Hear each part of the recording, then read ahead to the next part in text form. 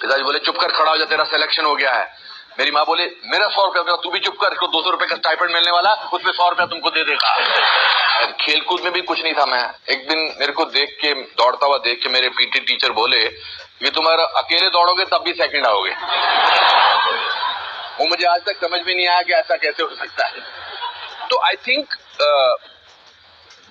Think मैं फिल्में देखता था। हमारे 4 थिएटर थे शिमला में, शाही, रिट्स, रीगल एंड रिवोली, और स्कूल भी 12 किलोमीटर दूर था।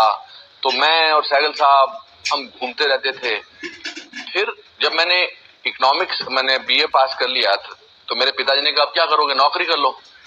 तो मैंने कहा मैं नौकरी तो नहीं कर सकता, मुझे तो कुछ और करना है।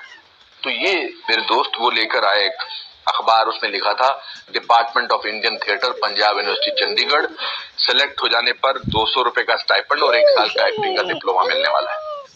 मुझे लगा कि अगर मैं पिताजी से पैसा मांगूंगा तो वो कश्मीरी में शुरू हो जाए।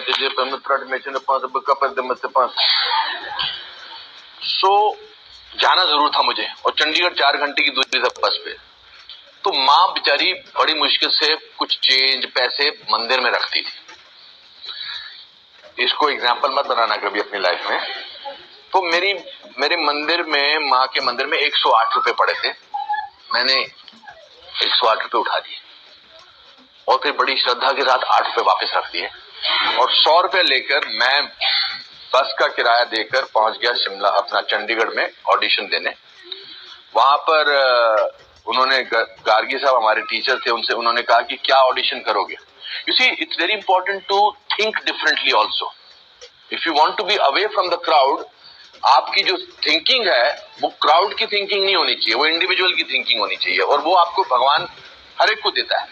तो मैंने कहा यार, ये ऑडिशन में जितने भी सब लोग पीस कर रहे हैं, लड़कों का पीस कर रहे हैं, मैं लड़की का पीस पकड़ लेता हूं। तो उसमें कोई लड़की का पीस था, और वो बसंत सेना का पीस था। मृच कटिकम करके संस्कृत का नाटक है, मैंने कुछ ऐसी वो लगा लिए, बूंदे जैसे लटका लिए, और मैंने वो पीस किया। मुझे अभी भी याद है, निर्लज मेघ, तू आर्य के घर जाने से पहले मुझे क्यों रोक रहा है, तू भी तो इंद्र को हल्या बनकर इंद्र के पास गया था। ऐसा कुछ करके मैं वापस आ गया, और शाम को देखा तो घर में हंगामा मचा हुआ है, पुलिस आई हुई है। क्या वो रीजन क्या है, मंदिर में से किसी ने 100 रुपए चोरी कर लिया। और मेरी माँ दहाड़े मार मार के रो रही है कि 100 रुपया चोरी। मतलब उस जमाने में 100 रुपया चोरी होना मतलब मेले में कोई बच्चा खो गया है। मेरी माँ ने कहा तूने तो नहीं लिया। मैंने कहा नहीं मम्मा, मैं क्या करूंगा, मेरे पिताजी ने।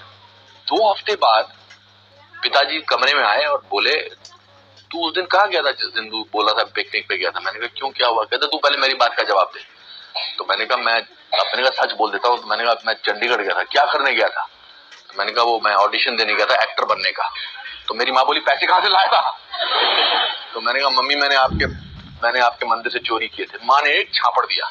पिताजी मेरे तरफ बढ़े। मैंने कहा पापा जी अब मैं कभी एक्टर नहीं बनूंगा, सॉरी मुझे माफ कर दीजिए, मैं चोरी नहीं करूंगा, मैं फॉरेस्ट डिपार्टमेंट में क्लर्क बन जाऊंगा। पिताजी बोले चुप कर, खड़ा हो जा, तेरा सिलेक्शन हो गया है। मेरी माँ बोले मेरा 100 रुपया, तू भी चुप कर, इसको 200 रुपए का स्टाइपेंड मिलने वाला, उसमें 100 रुपया तुमको दे देगा।